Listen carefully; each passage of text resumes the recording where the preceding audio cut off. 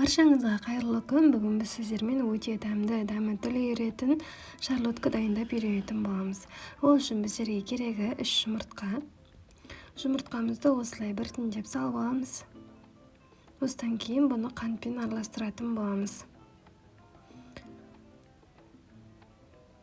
200 грамм қант жарайды бізге. Осыларды жақсылап араластыру керек. Ақ пенка болғанша араластырамыз. Жақсылап араласу керек. Араластырып алғаннан кейін біздер маргарин саламыз, разрыхлитель саламыз, творог салатын боламыз. Қалған қоспаларымызды қоса берсек болады. Міне сыркайыш деген творог салып жатырмыз. Тәтті творог бөлме температурасында болуы керек.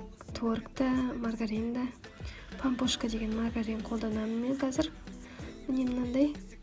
Осылардың барлығын жақсылап араластыру керекпіз.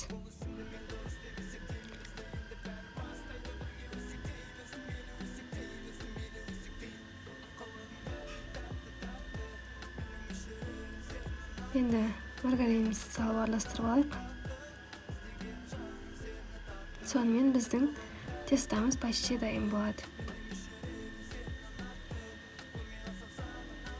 Маргарин менде сәл қаттылау болды.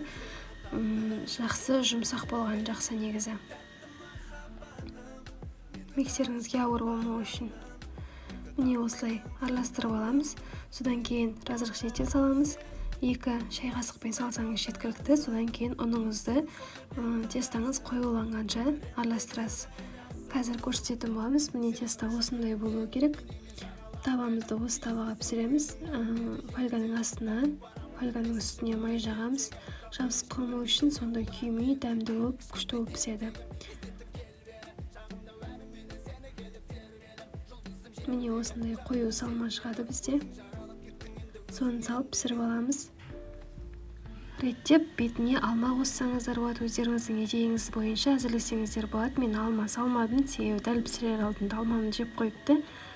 Рецепт өте күшті болып шығады. Отбасыңызға ұнайтынына сенімдімін. Міндетті түрде дайындап көріңіздер. Бізбен болғандарыңызға рахмет. Лайк басып, комментарий жазуды ұмытпаңыздар.